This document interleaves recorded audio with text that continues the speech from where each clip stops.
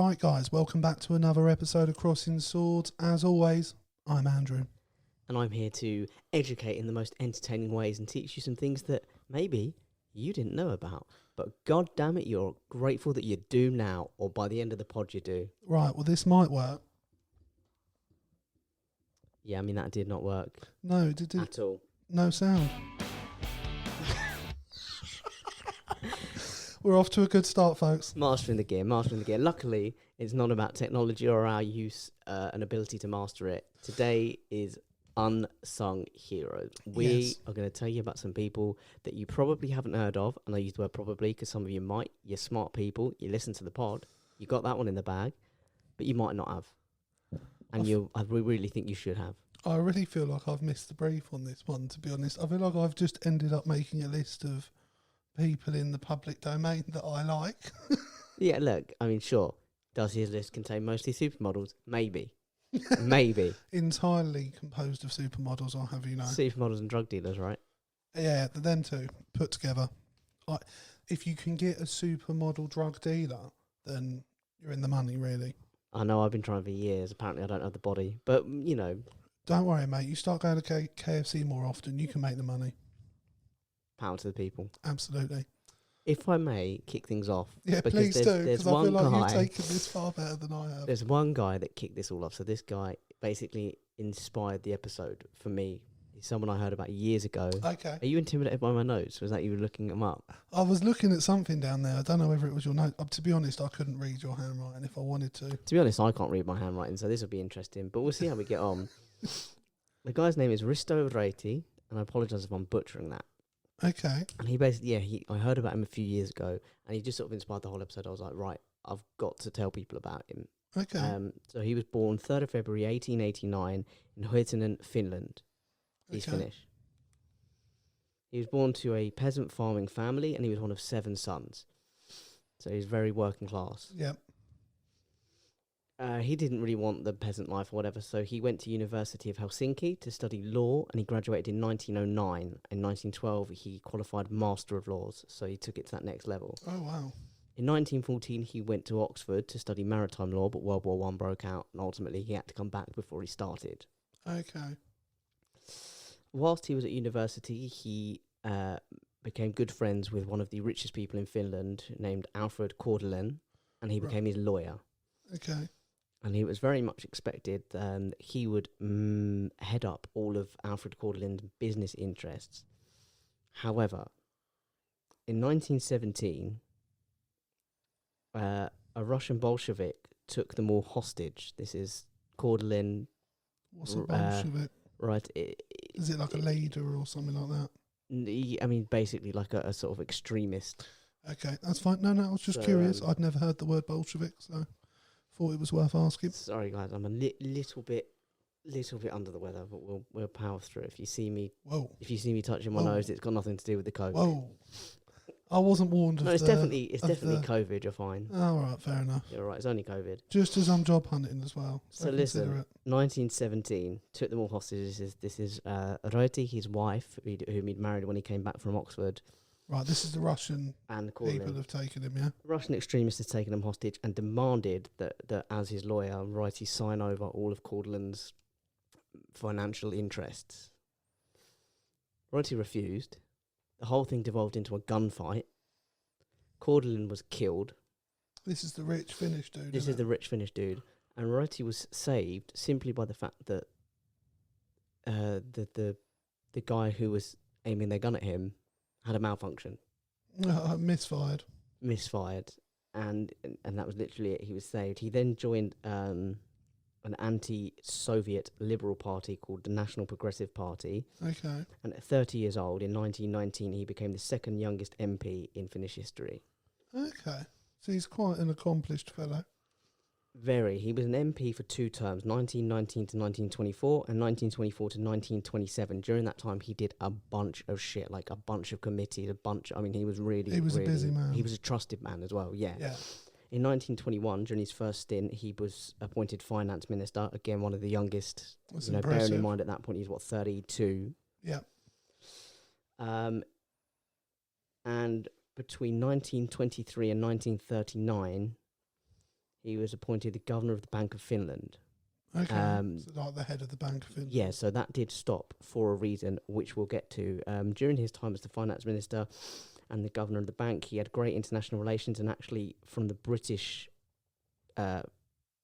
royalty, he received Knight Commander of the Royal Victorian Order It's in not like 1934. It's pretty high, yeah. I'm pretty sure it's that's one of the high. highest honours someone not British can be given. And he got that in 1934, so he would have been, 45. Jesus. He also helped establish social welfare in Finland in the 1930s. Okay, so he's a bit of a lefty. In 1939, he was offered the role of Prime Minister. Right. Turned it down. Okay. Then the war broke out, Mm. and in December, he accepted the position of Prime Minister. Accepting the position, he had to step down from the governor of the Bank of Finland, hence why he was only governor till 1939. Okay. Russia basically was using the war, and Finland were neutral in the war, by the way. Finland, Okay. that's their role in World War II. However, Russia were essentially using the war to invade and annex Finland. Imagine, right? Who could have seen that coming? You just can't trust them. Dirty bastards. You think you know them, you think you're friends with the Russian government, and then Anyone who bang. thinks they're friends with the Russian government deserves to get screwed over by the Russian government. And Righty really didn't want this because, as I've said, he's very anti-Soviet. He joined an anti-Soviet party, anti-communist party. He's really not for So it. what happens next? What happens next is, in 1940, late 1940, he stepped up and became president. So it's one of those countries that has a prime minister and a president. Oh wow, okay. And again, one of the youngest Yeah. presidents. It's usually much older guys. And here's the thing. So he realised that Russia were coming in and making moves. Yeah. He needed, and Russia were on the side of us. He needed help from the Germans and the Axis powers. So he signed an agreement with Germany and with Hitler's Germany to help them come and fight off the Russians. This is where I think it takes him to the hero status. Because he didn't sign an agreement between Finland and Germany. He signed an agreement between Risto Raiti and Germany, completely absolving himself. Finland from any repercussions from the war. Because Finland never sided with the Axis powers. He did. So he gave himself over to being He remembered gave as a himself over. Nazi in favour of saving his people. And he resigned in 1944, where he went back to being governor for a brief time. However, for bringing the war to Finland and for siding with the Axis powers, he was sentenced to 10 years in prison in 1945. Jesus. In 1949, President Juho Paasikivi, and again, apologies on butchering it, pardoned him. From that point on, he refused the life of politics. He died in 1956, buried with full presidential honours, thank God. And I just think that man is a hero To that be more honest people with should you, know. I would say after like the 2 or 3 minute mark, I was like, shit, where's this going? I was like, why am I learning about some Finnish lawyer, But no, like, full credit. I got to admit, as soon as you were like, he signed up with the Nazis, I was like, oh, come on, bro. I know, I heard. Because I was like, we can't go celebrating a Nazi sympathiser. Although we still do it to this day. There's, I can't remember which fashion brand it is, but is it? Oh, one of them made the uniforms, didn't for they? the Nazis, yeah. Calvin Klein or one of them. But no, he obviously had an extraordinary life, and he gave up the end of his life to. And you could tell save. from early doors he had a really strong moral code. Yeah, and the fact at first he didn't want to take a really senior position and be prime minister or president because, well, for whatever his reasons were, I'm assuming it was maybe because he didn't want all of that responsibility. Who knows? I don't. But I'm guessing for his people, he stepped up and did quite amazingly from the sounds of things. No, fair play. I mean, to be honest with you, It's going to take a tonal shift, it's right? going to take such a tonal shift. Like the way I've sort of done this today, and it might be sort of a nice juxtaposition because Jake's coming quite Hot. serious and heavy, and I'm coming in very Light and breezy. light and breezy is a nice way to put it. Another one is shallow. But like I broke mine down into like sections. Like my first one was acting, and I picked 3 actors that I really like. That, in fairness, I didn't go for like obvious actors to a degree. I wanted to go for actors that I felt don't perhaps have the spotlight, not the A-listers. spotlight, not A-listers. Maybe you could argue one of them is. But the first one was Hugh Jackman. He's got to be up there, hasn't he? Nowadays, I would say he is, but I think he's not known for still. I would say like his actual acting ability. He's known for singing now, singing Yeah, Wolverine. whereas I feel like throughout his career he's done some really good films. There's films like Prisoner and The Prestige. Prisoner took me so by surprise. It was not what I was expecting at all. Anyone who wants to watch a film and just be like, "What the fuck?" sit and watch The Prisoner. Honestly, agreed. And it's, as Jake said, and it's the last thing you'd expect to see Hugh Jackman in as well. So yeah, I put him down, and I worked. And what I like about him is that he has started off humble, from stage acting and being on stage singing to acting in big films, and obviously becoming Wolverine, and now probably the most famous, as Jake said, for being P.T. Barnum in The Greatest Showman. I always really liked the story he told on the Graham Norton show, where he talked about the song where he couldn't hit the high notes on stage. So every night he'd pretend the mic cut out just as it got to that bit of the song, and he'd like look to the side of the stage and be like, "Guys, what? Oh, it's back! I'm good." But like, and then one of the things that endeared me even more to him recently is, I don't know if you've seen it. There's like a little mini documentary about Daniel Craig as James Bond. I haven't. And one of the things Daniel Craig, with particularly after the first film and the second, was he basically locked himself away at home and didn't want to leave the house, hated being that famous, and found it really, really difficult, to the point that he was seriously considering whether he was going to continue on or not. And he ended up doing a play on stage with Hugh Jackman.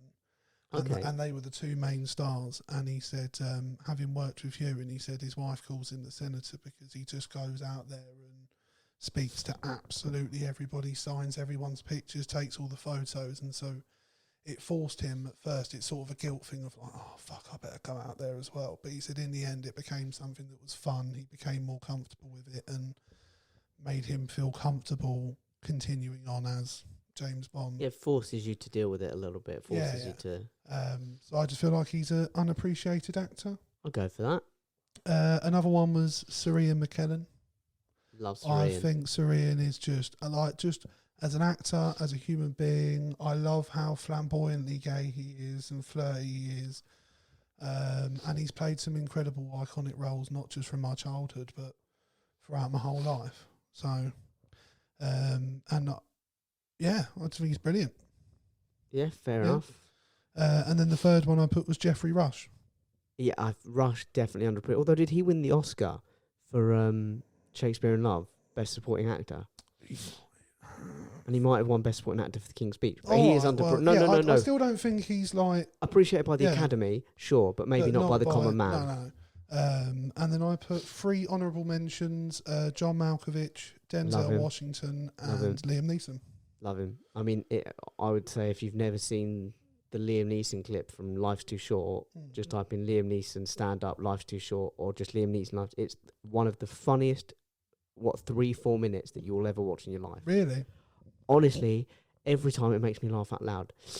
I mean, there's like, not to give it away anything, but he goes into Ricky Gervais and Stephen Merchant. He's like, I'm going to try some stand-up, I'm going to try some comedy. And they're like, okay. And he's like, well, we'll try some improv. And it kind of goes into it. It's really funny. And at one point, he just sort of stops Ricky Gervais. He goes, what are you doing? He's like, well, I'm doing the improv. And he's like, well, that's not a backstory we agreed upon. And it's super funny. Yeah, and I think he's been in so many, again, like Liam Neeson, he's been in iconic roles throughout my life, like from Star Wars, Aslan in Narnia. There's been all sorts of stuff, and then obviously I loved him in the Taken films, as a lot of people did. He's obviously on a bit of a downward curve in terms of public opinion after his extreme honesty. Oh, the racism thing. About being having a racist period when he was younger. But no, other than that, I think he's awesome. Yeah, I'll go for that. I think some fine choices for actors. So do you want to do one of yours now? So we'll go back to another tonal shift. A more tonal shift again, yeah. Okay, so this is, well, do you know what? This isn't as much of a tonal shift. And you Okay. might have had this guy on your list, so apologies if you do. No, that's fine. This is a sports star. Okay. His name is, and you're probably more into sports and sports trivia than I am in terms of football. So you'll probably know this. I don't know. Your general knowledge is really good. To be fair. I know, but I think you might have come across anyway. His name is Rogério Ceni, or Ceni. I don't know how to pronounce it. Born 22nd of January 1973 in Pato Branco in Brazil. He started at Sinop in 1990. Okay. And then between 1993 and 2015, he played 872 games for Sao Paulo. Is this the goalkeeper? He scored 103 goals. Yeah. From goal. I wouldn't have been able to remember his name. No. And he made 18 appearances for Brazil between 97 and 2006. And free kicks, if I remember correctly. Well, here's the thing. Yeah, no goals for Brazil, but he took 62 free kicks out of those 103 goals. Yeah, he he's got took some penalties, but he's also scored some open play stuff. Yeah, like and this pretty is much what I every like. corner he So used to go up. between 2005 and 2007, he scored an impressive 47 goals. Yeah. I mean, you'd be proud with that if you were a striker, wouldn't you? Yeah, it would, In to that be fair. period. Yeah. And he won, during that time, he won 2 national championships and the 2005 Club World Cup, where he won man of the match, beating Liverpool in the final. Wow. What club was he at the time? Sao Paulo. Oh, wow. Fair enough. So he's done all right for himself. And it's just when you see it and you see the numbers. There was a period where he was doing the rounds on, like, everyone was, like, he was forever scoring free kicks. Oh, maybe he's not as unsung as I... No. I definitely... No. No, he's definitely not like a household name. No, but you knew him. Yeah, I just wouldn't have known his name. So I would say that's a fair description of a unsung hero. But yeah, I just remember the first time I saw it and I was like, from goal, I was like, 103 goals in 870 appearances is not bad. You'd be, if you were like a midfielder, you'd think, that's all right. That's a decent return. Better than all right, to be fair. I think a lot of players go through their whole career without getting that many goals, especially ones that aren't in goal. There you go, goalkeeper. So it's short and sweet, but there you go, not so much of a tonal shift. Well, in terms of sportsmen, on my sports page of my choices, I put my number one unsung hero in sports as Alan Shearer. Okay.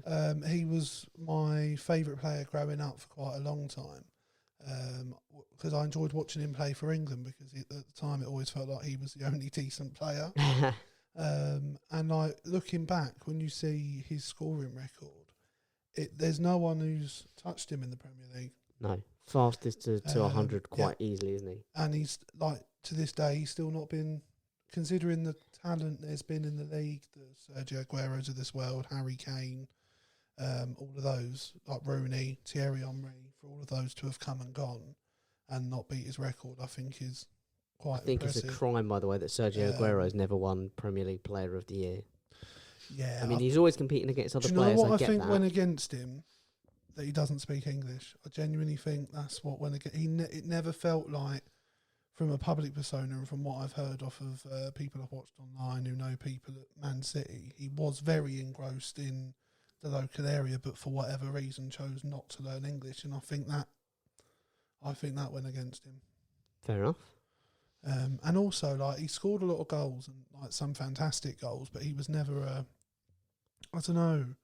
Like, you wouldn't watch him go past 4 players and bang one top corner. It was very rare. No, he was very hard work, though. Very industrious. Oh, absolutely. And like when Pep joined Man City, the number one thing we all knew was that he wanted to get rid of Sergio Aguero, and yet he was still there.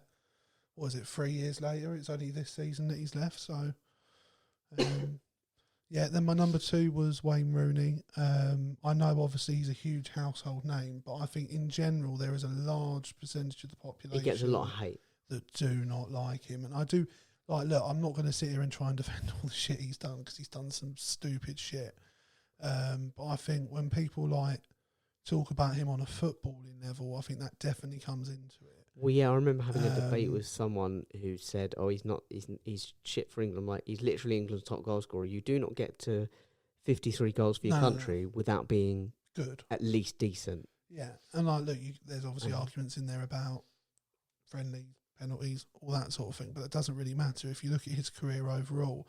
And like, to have got to that level of goals, considering how consistently throughout his career he got sacrificed for other players, for me it just stands out even more. And then when you have players that have like still at the top level at an old age, like Ibrahimovic, Ronaldo and others, when they're asked who their favourite person to play with throughout their career has been, he comes up, because he was just... Fair enough, didn't know that. Yeah, Ronaldo says one of his favourite ever players to have ever worked with was Wayne Rooney. Ibrahimovic still sings his praises just because of his all-around game. And then my third was David Beckham. I love He's David come Beckham. up on the pod before. And again, I think just in terms, again, you look at his career, he had his up and downs where like he was hated by the country. Didn't we do an episode where you essentially sort of decided that you had an agreement with Victoria Beckham that she'd be cool if you slept with him? I do remember that coming up, yeah. So it's not a shock I put on my list, but also I think he's built an incredible like empire around his name. Yeah, and as you said, he was hated for a period. He was hated for quite a while. But what I think he did that was more impressive, and I don't know who negotiated it, but like he managed to get this deal, was that when he joined the MLS as a player, he had it in his contract to buy into the league as an owner, and he set that price at 20 million, which at the time was the standard rate. And then by the time he created Inter Miami, although I think they might have changed the name, that buy-in was worth 100 million. Smart. And they did try and work around whether they could do him over, but he had him bent over a barrel. Good man. Good man, yeah. No, I've always liked Beckham. And then my three honourable mentions, Pirlo, Ronaldinho, and this one will make you laugh. Go on. Damo. I love Damo. Just because most people won't have any idea who Damo is. It's Damien Delaney. He was a centre-back for Crystal Palace, mainly from the season we got promoted to a couple of years afterwards. Yeah.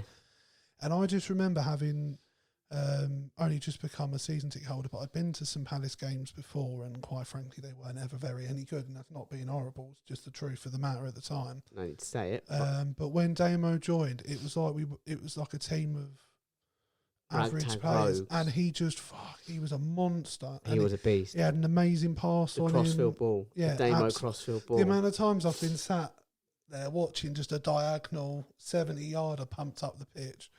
But yeah, just a little bit of love for and Damo. he's a great character in the dressing room. If anyone's ever watched is it Where Eagles Dare? When Eagles Dare. The Amazon Prime thing on Palace, which, by the way, out of all of the most recent football documentaries, like all of the All or Nothing ones and the Sunderland I don't really one, rate the All or Nothing ones. they're okay. The Man City one I liked just because it gave an insight into how much Pep swears. That's all I got from it. Well, no, just his working method, and that there's a full-time member of staff just for him to scream at, basically. But anyway, out of all of the out of all the documentaries, the Palace one got like the most love. It is anyway, definitely that's by the by. Have you got another one to share with us, young Jack? Oh boy, have I! Oh boy, have I! My next one is a lady by the name of Elizabeth Garrett Anderson. Okay, name doesn't ring a bell to me, but that doesn't mean. Also got an honourable mention, by the way, not necessarily like an unsung hero or whatever, but Septimus Severus is a Roman emperor, served from 193 to 211. Okay. He was the first black Roman emperor. Oh, wow. Born in Libya. I was going to say, is that Africa, yeah. Yeah, I was going to say. Just, yeah, because they did have a big foot in Africa at one point. Just, right? Just an interesting... Well, no, I don't no idea about that. Anyway, Elizabeth Garrett Anderson, and this woman, my goodness. She was born 9th of June, 1836 in Whitechapel. Yeah. And after meeting a couple of American feminists at the time, she decided she wanted to be a doctor. So she went to nursing college in Middlesex and attended a few medical classes. However, the all-male students of the medical classes complained and had her barred. Is this because she was a woman? Yeah, they didn't like the idea that there was a woman in the class. Yeah. However, undeterred, she used a loophole in the system that actually didn't ban women from taking the tests. Okay. So in 1865, she passed the exams. Nice. However, first of all, she wasn't recognised by the authorities, the British medical authorities, and they actually, in 1865, she passed. In 1866, they changed the rules to make sure that women couldn't take the exams, which is good, right? I mean... Do you know what? When you hear about what, like, genuine bona fide institutions, whether it's our government or, like, governing bodies... the way that we treated people in the past for the most ridiculous reasons, it does my head in. And you wonder how we'll look back on some of this stuff now, 20 years from now, 100 years from now. Yeah, although, do you know what? While we've been sat here, I've just thought of an unsung hero for later. I'm not going to interrupt, but no, please continue. Oh, you can do it. No, it just made me think of Alan Turing. Yeah. Starting to get the love thanks to the film, I think. Yeah, no, that's how I learned about him. To be honest with you, I'd heard of the Turing test, but I didn't know what it was or who he was. Incredibly sad life. But yeah, you know that man played a major role. Give a brief. I mean, Alan Turing, for anyone who doesn't know, was he's a mathematician. Yeah.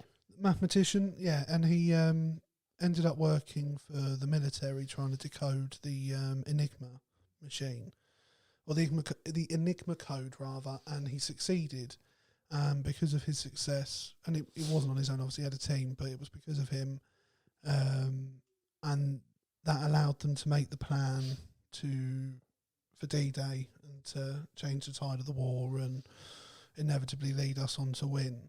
And we repaid him by chemically castrating him, or giving him the choice of being chemically castrated or put in prison for being gay. Yep. And he chose chemical castration, and then shortly thereafter committed suicide. It's horrible. He has since been pardoned and honoured by the Queen currently, I believe, recently. But that's, as Jake said, I think that's since the film. And I remember just watching that film, and I actually felt quite disgusted afterwards, and it made me really ashamed to be from this country, because when you hear stuff like that, you just think, Jesus Christ. You should stay away from history books. It is not going to do you any favours. No, absolutely. But no, please continue, sorry, with your one. So they've changed the rules. She's not recognised. Yeah. In 1876, so 11 years after she passed the exams, the new medical act was passed that allowed British medical authorities to license women. all qualified people, regardless of gender. So they didn't do it for women; they just did it. Like regardless, they were like, if they're qualified, recognise them. Yeah. However, in the meantime, in the interim period, she was very keen to get a medical degree, so she went to Paris to get one. So she's quite a determined woman. Yeah. In 1872, she started London New Hospital for Women, staffed entirely by women. Nice. Although, again, none of them would actually be recognised for another 4 years. For stuff like that back then, with so many people against them. She was also huge on suffrage throughout her life, and her daughter took up that mantle as well, and actually spent time in prison in 1912 for protest of women's suffrage. In 1874, she helped form the London School of Medicine for Women, and in 1883 she was made dean and oversaw a huge expansion of that school. Brilliant. She retired in 1902 to Aldeburgh, Suffolk. You'd think, lovely little, she's had a really hard-fought life. She's really Suffolk pushed is a nice herself. place. She's gone to retire. And in 1908, she became mayor of the town, becoming the first female mayor in England. Fucking hell. So she is a real Do you pioneer. reckon people like that, like, once they've hit that one goal, so obviously, like, trying to become a qualified doctor and everything like that, they achieve that and they go, oh, what next? Fuck, what do I do now? Or what else can I be the first at doing? And then even like when she should be retiring and, nicer stuff, it's like, do you know what? I'm not done. And you do wonder, like, do they ever have that thought of, like, it's just be another first? I mean, looking up, it's like, has a woman ever been mayor? Just chasing Okay, I will. The thing is, there's no Google back then, so she can't Google, has there been female mayor in England? She can't do it. No, I mean, she would actually be taken off to the mental house. Yeah, she for, could like, have sat there and hysteria. gone, hey, do you remember, was it Ask Jeeves? Hey, Jeeves. Yeah, Jeeves was probably around back then, Jeeves to be was fair. the dude, Jeeves was probably around in the late 19th century. There might be some people listening to this going, what the fuck is Ask Jeeves? It was pre-Google, bro. That was the one you went to. Do you know what I remember from Ask Jeeves? I just remember being a young teenager, or, like a preteen or whatever, and just asking Jeeves, Ask Jeeves, are you gay? Jeeves, do you like this? People do that now with like Alexa, that? don't they? They ask it silly questions. Big shout out to remember when we were around our friend's house who has an Alexa, and we shouted like, Alexa, buy Ferrari or whatever, and it was linked to his dad's account, and he had to tell his dad, oh, by the way, you've got to get on and cancel that order. Love that. So yeah, died in 1917, a ripe old age, because she was born when was she born? 1836. So it's not a bad innings. No, not bad at all, and she did well in that time. She did really well. She honestly, huge shout out. No, absolutely, definitely an Elizabeth unsung hero Garrett there. Anderson definitely needs to be remembered. The fact that she, like I said, she became a doctor. They were like, we don't recognise you as a doctor, so she was like, well, I'm going to keep practicing medicine anyway. Made it like all that shit. No, I'm not. Oh, go on. No, you bring it down. Probably not a bring good it thing down. to say. No, Bring it I down. chose not to. Bring it down. No. You cannot say on a podcast, particularly like this. I was going to say, like, what would have made it even more impressive is if she wasn't white. Hold on to your hat. Oh, fuck. Are you telling me she was? No. Ah. No. She was I'd have been white. stripping off like, Yeah. There's always a barrier to overcome, though, isn't there? So even like, you know. No, but absolutely. I mean, like, look, I'm not. That does not make her achievement any less impressive. Right, I've got a couple more there. I think I might skip the music one, to be honest, because I just don't really think it's relevant to. Are you ashamed? No, I'm not ashamed at all. I mean, I can tell you who I put if you really. Do you have Moby on your list? Moby? No, I did not have Moby. The only time I've ever heard of Moby was How I Met Your Mother. Beyond that, I wouldn't have known who Moby was. Well, we tried. Remain no gimmicks. Right, well, whatever makes you happy. So just for music, I'll go number one, I put Dave Grohl / Foo Fucking Fighters. imagine Dave Grohl making your list. Number two, Shinedown. Number three, I put Hans Zimmer because it Yeah. doesn't matter what fit. Like, I there think are so film many scores in films- general are underrated, aren't they? Absolutely, and like loads of my all-time favourite films. When I look at who's done the music, it's Hans Zimmer. So I just thought, The music has a real effect on the film, Yeah. and if you get it right, it kicks it to another level. Absolutely, couldn't agree more. And then my honourable mentions were Green Day, first album I ever bought, Busted. And Dave Grohl again. I then put Hot Chocolate. That was the I first. like Hot I Chocolate. remember being a little kid, and I'd just been given a hand-me-down cassette player, but it was like such a big deal. And the first ever cassette I got to buy with my money, and it cost me £1, and I remember buying it, was a cassette of Hot Chocolate, You Sexy Thing, and it came with a couple of bonus tracks. Everyone's a Winner is one of the first riffs I learned. Yeah, see, It's a good. ever since then, to this day, I could recite You Sexy Thing without. I just used to listen to it on repeat as a kid, having to rewind and wait for it to. Please reel. do. Another pod, perhaps. And then the last one was AC/DC, just for obvious reasons. And then I'll probably. Well, Shinedown, you went to see Shinedown, didn't you? Yeah, Shinedown I've been a fan for a while, and it was the first concert I ever went to, and I went with two of my closest friends, one Lindsay, who lives in Norfolk. Shout out to Lindsay, who will be listening to the pod. And the other two are good friends and football correspondent, Mr. Ashley Jones, again, who we know is listening. Ash. So, hi, Ash. And I went with them, and it was just, we were like right at the front. It was a small venue. There was only there's no more than 1,000 people, I would say, and it was just very intimate and amazing. And there was a brilliant moment where Small venue for us, thousands, nothing really to someone like us. Yeah. You know, it's a small I'd venue. be happy to play there, but like in terms of a world touring band, it's not. I just meant us on the pod. You know, it's like 1,000. Yeah, sure. I mean, it's a step But down. like in terms of like if you go to see a big artist on stage, normally you're looking north of 5,000, 10,000 plus. But I think it was one of the last nights of their world tour. But there was a really nice moment where he was doing some sort of chat about friendship and stuff, and I put my arms around Ash and Lindsay, and he saw us, pointed at us, and he was like, "That's exactly what I'm talking about." And we were like, "Oh, he told to us." So yeah, that was a nice moment. And yeah, and obviously Foo Fighters, just think they're arguably one of the best rock bands of all time. So. Well, you've listed them. Walk us through them. Tell us a bit, like a little sentence or two about, why they made the list. Well, Foo Fighters, they were just like the first band that really made me fall in love with sort of rock and roll music, and then I sort of went backwards from them. So I started with Foo Fighters, and then found AC/DC, Led Zeppelin, and things like that. So that they sort of introduced me to rock music and my love for rock music. So that's why they're my number one. So that's why for me they always come ahead of Queen, because I'd sort of discovered my love of Queen after my love of Foo Fighters. So Green Day, as I said, that was the first album I ever bought. That was the American Idiot album. Loved it. And then, as I said, Hot Chocolate was my first ever cassette. Busted was just a group I really liked as a teenager, and I've been to see them twice. I always felt they were really unlucky to be put into the boy band category, because it feels like they were a bit above that. They were a bit not above that. There that really puts down boy bands. There you go. We've done boy bands this episode. That's who we're fucking off. Well, no, you're fucking off boy bands. I've said I'm a fan of Busted. Boy bands were like properly produced. We're going to really mass appeal the market. Where Busted actually sort of wrote their own songs and kind of Yeah, they really did, to be fair. And wanted to make good pop music. they put on a fucking good show. I've been to see Yeah, them they put on a twice, good and show. they're very good live. So yeah, Same, and then bro. AC/DC, I just love loads of their songs. They have some of the best guitar riffs I've ever heard. Yeah, in they're my good life. riffs, AC/DC. They are good riffs. And yeah, they never fail to get me going, I guess. So yeah, those are my choices for music. Would any of them make a sex playlist for you? I don't mean if you ask them, would they put one together for you? I mean, The would problem they is, like, make what's the the cut? point of doing a playlist? I'm just about lasting a song if I'm lucky. So I might. What about little montage? You sort of cram them all together.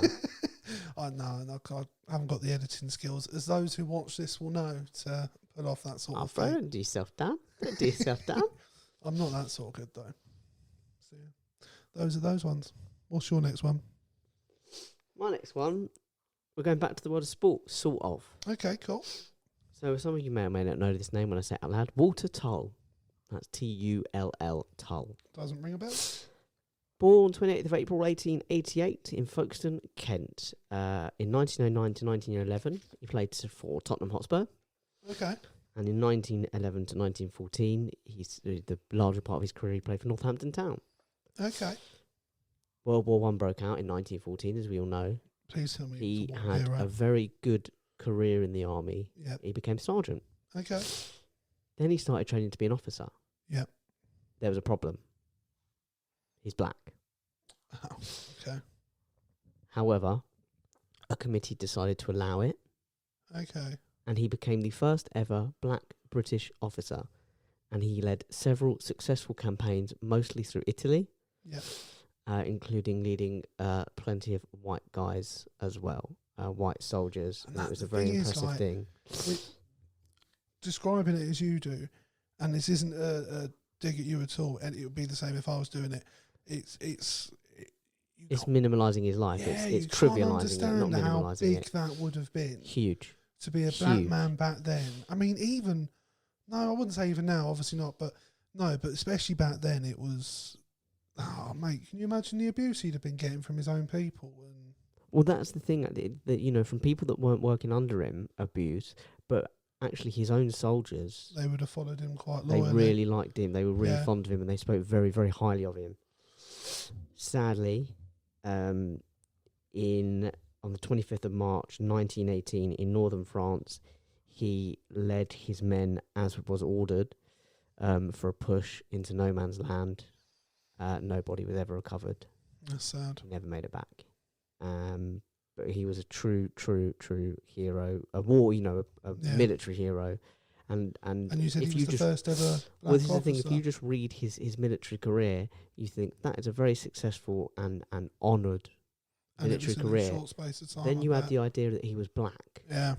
and it was like Jesus. It kicks it out to another level. Like I said, they actually had to have a committee to decide whether he would be allowed to See, those are continue the sort training of as an people officer. there should be statues of or commemorations of, and like we romanticise a lot of the past, but you don't hear enough of real good stuff. stories like that, and then you don't get enough of the truth either. So no, I think people like him deserve a lot more credit than they get. To have been Agreed. the first black officer in our military, that's no small thing.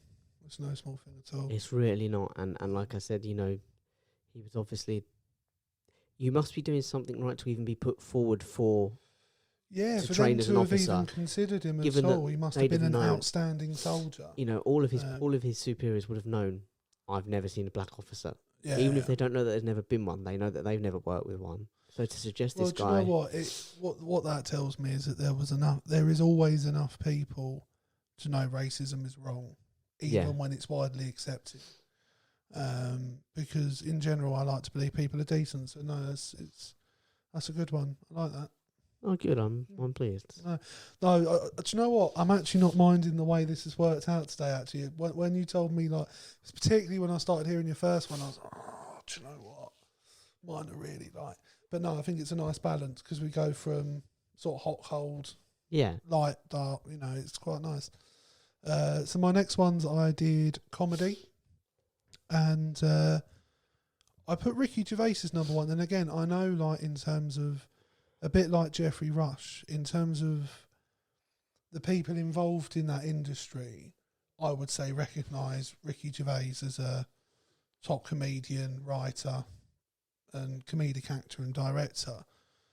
But again, there's a large chunk of people, and I think the media don't like him. And again, it's obvious as to why he's very outspoken. Very I honest think he about does a what lot. thinks. I think he gets a lot right, but I think there's a couple of topics where I think I don't know. It's a bit questionable now. You know, James Acaster does a bit on him. Okay. Where he sort of comes out and he talks about, and he does this thing. He doesn't mention Ricky Gervais till right at the end. He goes, "I'm not allowed to mention Ricky Gervais because apparently Ricky Gervais is more popular than this thing that he's, you know, doing," kind of thing. Yeah. Because he says he does the whole thing. He's like people like, he says, "I don't like comedians that pick on the trans community." He said, because they're like, you know, their whole thing is like, it's my job, you know, I hold a mirror up and I reflect back and, you know, I'm meant to say what no one else can say kind of thing. And they're like, a comedian. He's like, well, yeah, but that's great. He's like, but you know who doesn't get stamped on enough? The trans community. And he was like, and that's the thing. He's like, apparently Ricky Gervais is more popular than transphobia. Okay. Or transphobia is more popular. He's like, apparently it's okay for me to say that. But as soon as I mention Ricky Gervais, people are like, ooh. Oh, I don't know if I feel comfortable. Well, no, but I know, he does. I think agree with he's him on a lot of definitely stuff. pushed. I do agree on the that. boundaries on stuff.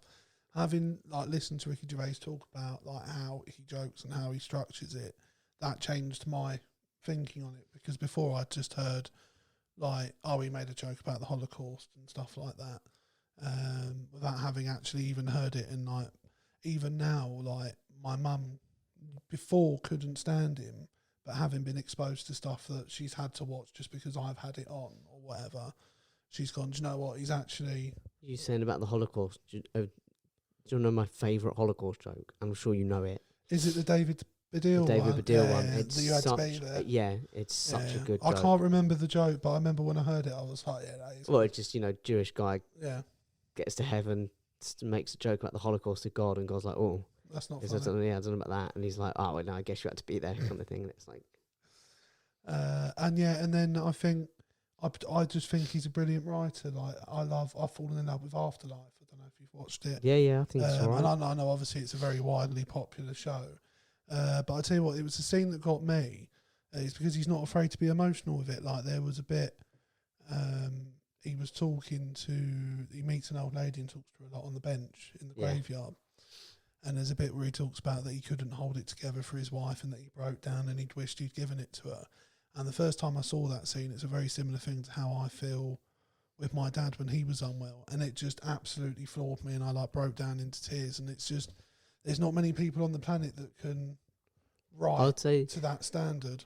I'll tell you something that Ricky Gervais has done that I find really underappreciated. I think The Invention of Lying is quite an underappreciated film. I think that's a very funny film. I watched that recently. And I'll tell you now, the one that the Ricky Gervais thing that always I think Extras is one of the greatest TV shows on the planet. I love it. I still haven't finished watching it. I watched the first season of it, I think. There's The Office. There's certain scenes in The Office that will just always make me laugh. See, the problem for me, I watched the American Office first. Yeah. So I then found it jarring trying to watch the English one, so I never went through with it, to be honest with you. I watched a couple of episodes and gave up. But yeah, no. That's fair. Okay, go on. I've then put James Corden because, like... Interesting. He does get a lot of hate, but obviously... He does, and that's Gavin the thing. And Stacey's, you know, for example. Everyone I talk to now about James Corden, the one thing that comes up, he's got a bit big for his boots, hasn't he? And it's... Do you know what? He always comes across really humble. I know people say that he fakes it. I don't think he does. I don't think he does either. I've watched a few like in-depth interviews he's done, and he seems like he's just he's always over the moon and like grateful that for he's where got he to is. Where he is. And like then it's like my missus, like it might be my mum maybe, when it was announced he wasn't coming back to do League of Their Own anymore.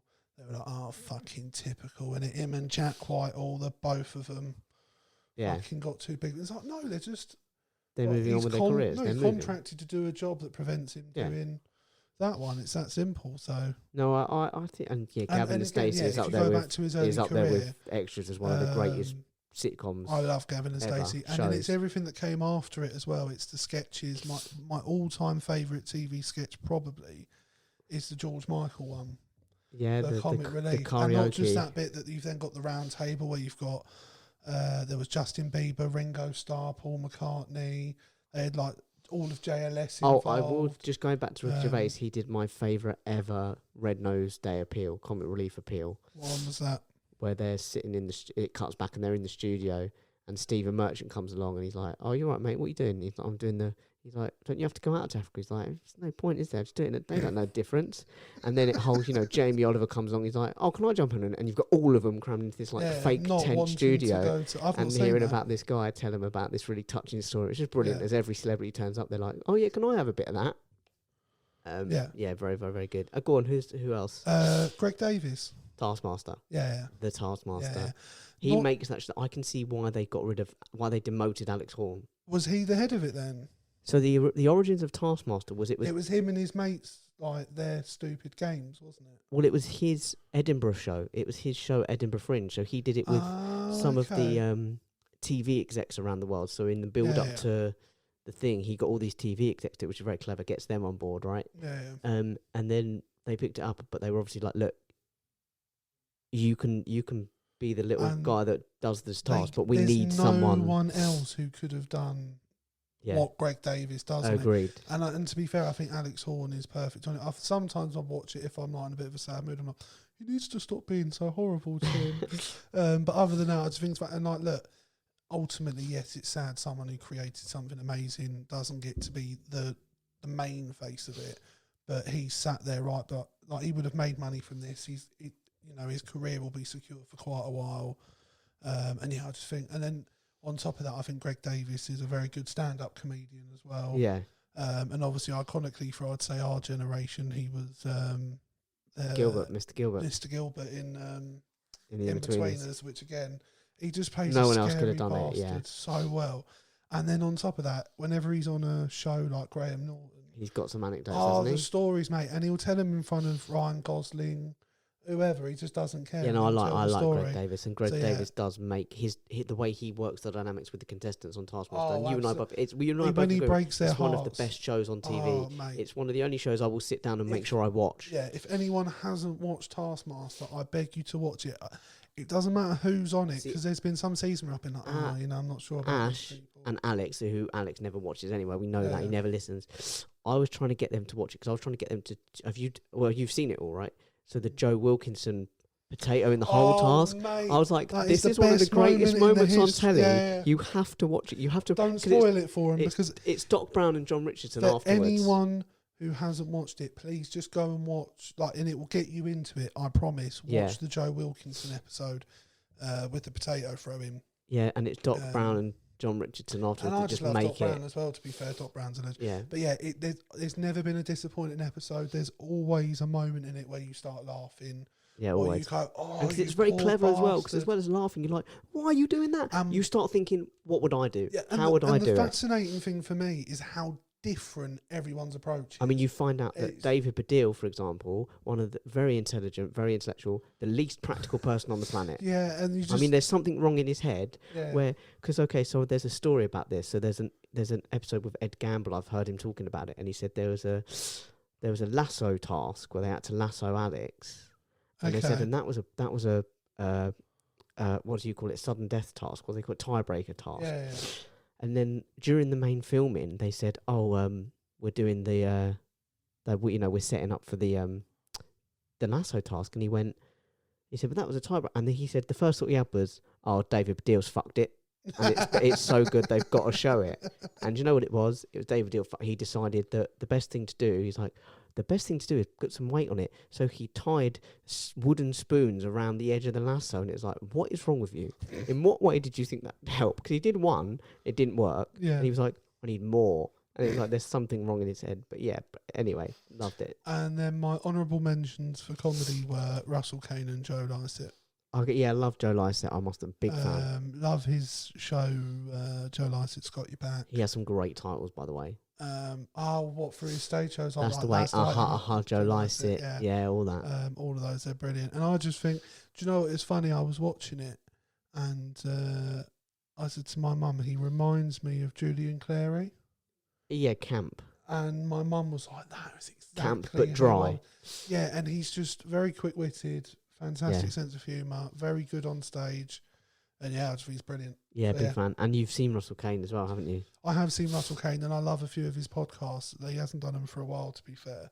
But he did one called Boys Don't Cry, which was one that sort of, I suppose, spawned my desire to do a podcast as well, which was men talking about like real subjects that men just normally don't talk about. Yeah, like all the celebrities, they would they'd have shag. That kind of real deep stuff. No, but like it would be like exploring why blokes shag around, but we look down on women for it. Why men don't open up more. Why we're different when it comes to injuries. All sorts of things. And they would always have what they called the lady auditor who was in the room with them. So they'd have another female celebrity who would, if they started saying stuff about women, would be like, no, look, this is why we think X, Y, and Z, or it's big pressure to represent all women. Or they would hear something and go, us women want to fucking know about that. You know, what's that about? So it was just a very good podcast. And like, there was even one where they had James Haskell, the huge rugby player on, and his missus on the same episode. Yeah, I like James Haskell. It was really, I think he's hilarious. But yeah, and he's brilliant on stage. So yeah, cool. You might as well do another one. I've only got one left, so I can do it if you want. Well, I've just got a few. I did a few in politics, and then I did 3 people I think that should be hated more. Okay, well, in which case, shall I do mine, and then we'll finish up? Yeah, sounds good. So this last one is a lady called Alberta Adele Jones. That name rings a bell. It might well do. She was born in 1912 in Louisville, Kentucky. Famously racist state. You know this. Yeah, I think I know this. On November 12th. She became the first woman to pass the bar in Kentucky. All the press showed up. Okay. She's a black woman as well, and all the press showed up, and she just said something along the lines of, if I'd have known it was going to be such a big deal, I'd have dressed up. Passed it anyway, you know, but she was huge in civil rights as well, so she did a bunch of marches. As well as that, this is, I think, the most impressive thing that I was like, God, that's so brilliant. She sort of saved up and went around fundraising and stuff, and she bought voting machines so that she could teach black people how to vote, so that they wouldn't be intimidated when they went to the voting polls, so that they wouldn't be doing it incorrectly and their vote would count. That's brilliant. And I thought that was such a fucking brilliant thing, and it's my favourite thing that she did. You know, for all the, I was like, that's my favourite thing that she's done. That's a subject I'd like me and you to talk about in future anyway. Obviously not to go into now, but we'll take a vote on it. In terms. Do you know what I did there? Yeah, I did. I just chose to ignore how shit it was. Wait, let's see if this works. Bet it doesn't. No. 1-0. Oh fuck! I was going for crickets. I mean, in musical crickets. No, that was very fairy crickets. Mystically. Yeah, like fairies. Like fairy crickets who are into like want to tell you about your birthstone. Let's not start questioning the cricket's sexual orientation, Jake, or its sexual preferences. Hey, listen, I don't use those slurs. You don't need to call it a fairy. I don't use those slurs, not on air. As soon as we're alone. You love it. I do. You tolerate it anyway. Anyway, sorry. Anyway, yeah. And basically the whole thing is she died quite young. She was so 1965 when she died. So you do the maths. Or do you want me to do it? I'll do it for you. She was 40. Quick maths. No, a little bit older, but in fact, no, that can't be right. It can't have been August 1965. Anyway, regardless, She died. It was ruled a suicide. She was found in the Ohio River. However, there was a lot of blood in her car. Suggested that maybe not suicide. An investigation was opened years later that suggested that actually, yes, there had been a lot of police suppression of evidence. Obviously, they didn't, this is a very white, racist police force. They did not like her, the fact that she was a woman, the fact that she was black, the fact that she was a thing, and the fact that she was a civil rights activist. It was later determined that based on what happened, the reports have suggested that there were 3 guys who were all spotted very near at the time and very near afterwards, and one of them was still alive, but nothing ever came of it, and it eventually went unsolved. Fucking cowards. But yeah, there's a lot of, this is the thing. This is the time when there were quite a few civil activists were being bumped off. civil activists were being bumped off left, right, and Yeah. centre. If you were supporting black I mean, rights, if don't you care watch any were black. documentaries on the civil rights movements and different periods across America and other countries, these people are never treated well. No, never. And it's not a shock. It's never not sad to hear that someone like that got killed. It's not surprising, No. sadly. And that, bringing us down a little bit, bring us back up. So I've put It's Greg Davis. my my three people for I've put politics / public. I think it's mainly politics. James O'Brien, he's a radio presenter on LBC, and I've listened to him for years, and I just think he's brilliant. I mean, there's a reason why he never gets to interview anyone from top politicians at all at any time, because they don't want to go near him, because I'd rip him apart. He'll Because ask. he very cleverly uses their own words against him. Sometimes it annoys me when I listen to him, as it does a lot of people, when you feel like there's perhaps he's being a bit unfair, but he has certain standards and certain things he won't allow people to get away with saying. So if someone says political correctness, he will pull them up on. So what do you mean? So what do you mean by political correctness? No, and this is what I love about. I mean, I don't listen to him and I don't watch him a lot. But the bits I've seen of him, the one I really like is when he's talking to his listeners and stuff, and there's a disagreement, and he'll ask him a question, and they go da, da, da, da, and he goes, "Okay, park that. Let me ask you again." Yeah. And they go, "Oh, no." He goes, "No, park that. You still haven't told me." What? And he just will not let them get away with it. And I love it. And he will say, like, if you think I've been horrible to people, it's because I hold you guys at a higher standard that you don't deserve to listen to that sort of shit, basically. And there's just very few people out there who. And I think he has a phrase that he uses in every show. Well, I don't know if it's every show. I literally can't start the thing about him by saying I never listen to him. But what he does say in every show, like, it's a bit presumptuous. But there's a thing he says in any of the bits that I've listened to, and on the occasions that I've listened: contempt for the con men, compassion for the conned. And I think it's a great way to look at the world. You know, he doesn't, or particularly with regards to the Brexit thing, you know, he doesn't think you guys are, ignorant dickheads for voting for it. He's like, you were lied to. You were tricked into it. He's like, I don't blame you for it. He's I feel sorry. Look down on you for it. Because you were lied to. He's like, I hate the ones that tricked you, but I don't hate you for being tricked. But he's one of my favourite people in the political world, I guess. Yeah, the other one, the person who I think is warming to me more and more. Can I just say, by the way, there'll be so many people listening and being like, imagine the fucking lefties liking James O'Brien. Well, do you know what, though? He's not, like, if he thinks someone on the left is wrong, no, he'll call him. He will quite happy. So, like, if I went on his show and started going, oh, well, James, well, political correctness, and they're being, if I wasn't right and I didn't come correct, he would just as happily tear me apart as. I have to say, he holds himself up as a journalist. There was a reason first and why, foremost. And he acknowledges his privilege. He begged for Jeremy Corbyn to come on his show, because he was like, look, if Jeremy Corbyn's going to be worth anything as a leader for the left, he has to be able to stand up to scrutiny. So if he can't come here and get asked very basic questions... he was never able to stand up for scrutiny. And he wasn't capable of it, and that was one of the reasons why he kept doing it, was to be like, look, ultimately this guy is not right. So it's not just if you're on the left, he's automatically a fan of him. Shoot. Anyway, sorry. The next one was, and I'm becoming more and more of a fan of him as time goes on, just because of how bad Jeremy Corbyn was, is Sir Keir Starmer at the moment. Every time I watch PMQ, just off of this alone, I think for me, is that at PMQs, he will just keep going after Boris, and he keeps asking the same questions again. He's not afraid to trip him up. He's not afraid to call him out on shit. Whereas I remember I used to watch Jeremy Corbyn even against Theresa May, who's like the driest person on the planet. He would just miss fire every time, and it'd be like, Jesus, man.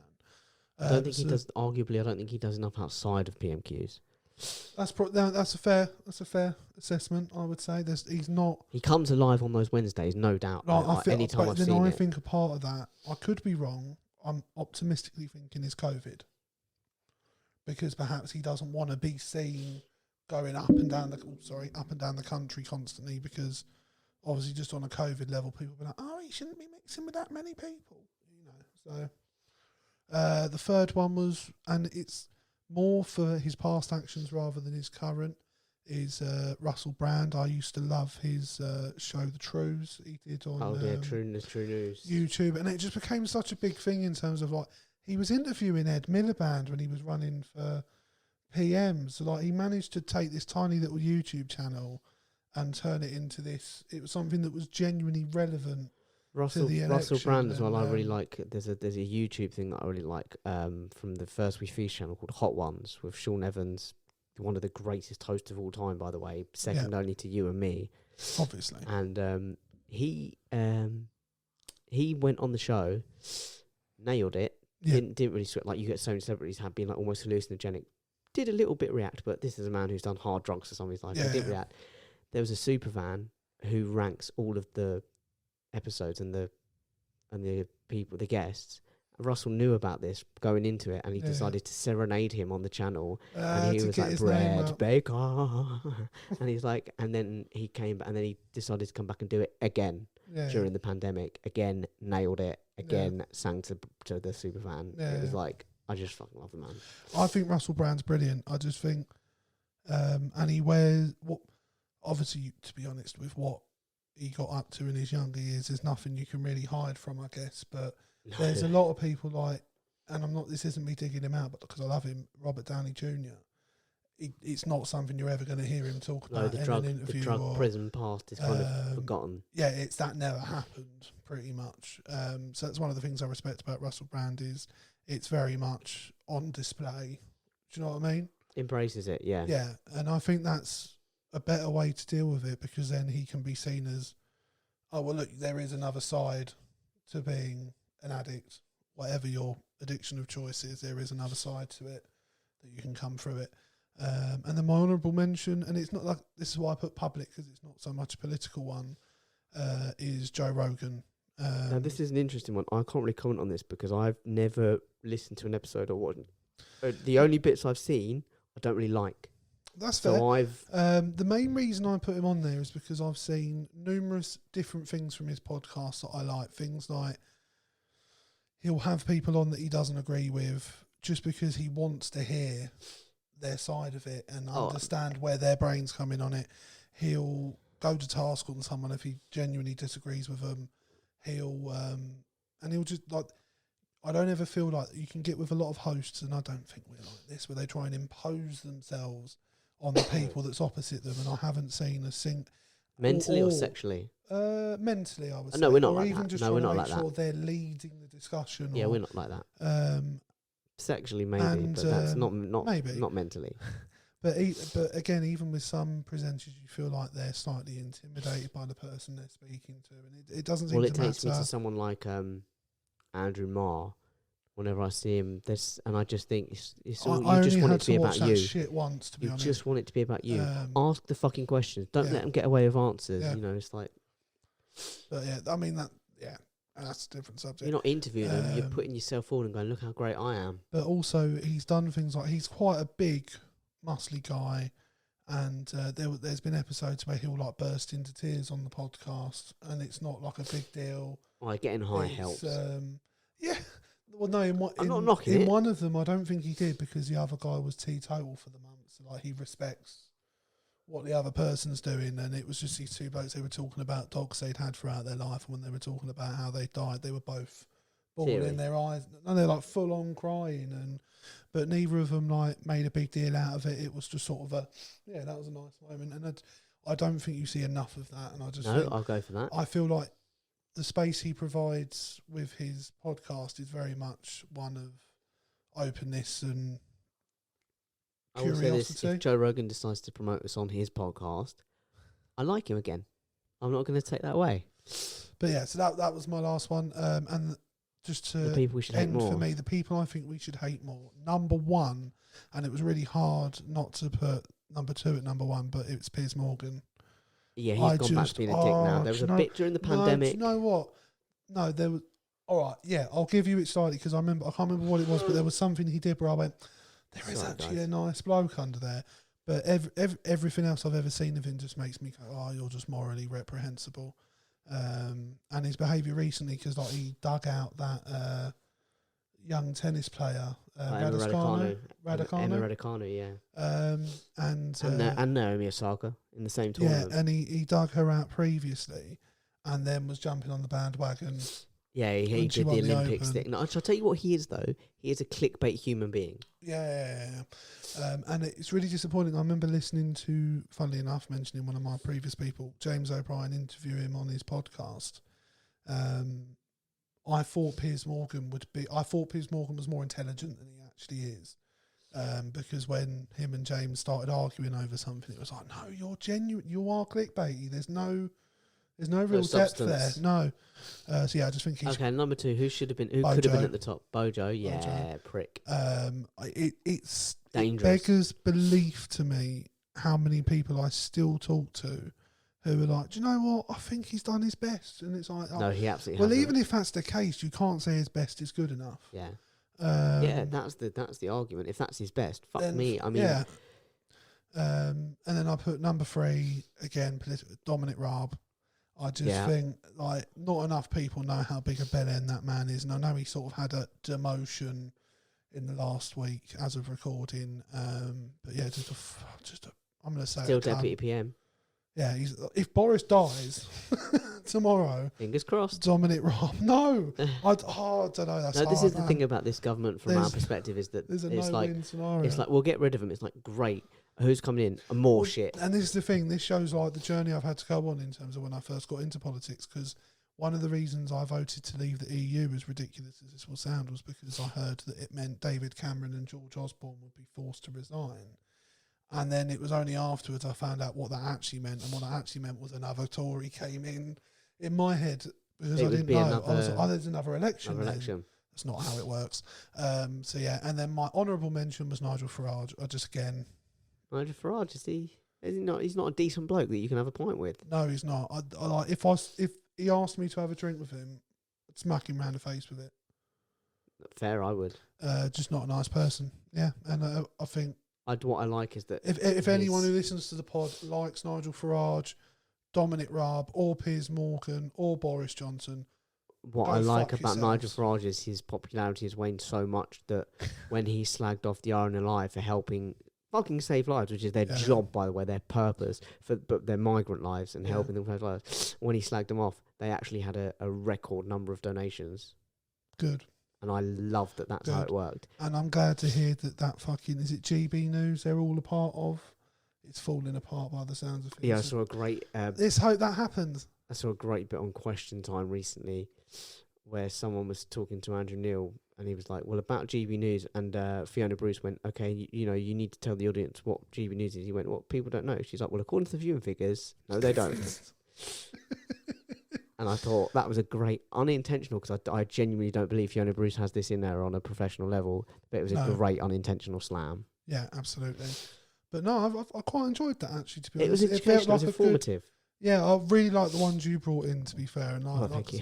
And I know it was an interesting insight into you and the way you see the world, and your who you rank and why you rank them. Yeah, but the thing is, I don't know why, but when I sat down to do it, I even reread our messages of what we were trying to do, and that's what I came up with. And it was only towards the end of it I went, I don't really feel like I've hit the brief. And then when you messaged me saying, oh, I've done the research and it's done, and I've like done my list, I was like, oh, he sounds fucking confident as well. I was like, this ain't gonna go well. But no, actually, it's been a really good pod, and it's gone on longer than I was expecting. Lots of heroes. So, absolutely. So guys, as always, thank you very much for listening. Thank you. You can find us, Jake, tell them where they can find us. At the bottom of the screen and at home normally, but in terms of on the internet, OnlyFans. We're on every That's time. I've got to mention it. Right. We're on Crossing Swords _podcast on Instagram, at Swords Crossing on Twitter, Crossing Swords on Facebook, Crossing Swords on YouTube. You can find us. We will usually occasionally post links on the other socials. So if you follow the other socials, you're in. Yep. One thing we really would encourage you and ask you to do, if you have enjoyed these, what would really help us out is if you engaged with us online by leaving reviews where you find your podcasts, by subscribing to the socials. I mean, even if you just scroll past every fucking thing we post, just subscribing to them. But if you do like the posts, and give them a quick like, maybe a quick comment, share them. Even if you don't want to share it, liking makes a huge difference as well. It gets exposed to more people. Like the engagements we've been getting on our posts and pictures and stuff on Facebook in the last week or so have been really encouraging, as have our downloads, and that's all down to you guys, so thank you. But obviously it means a lot.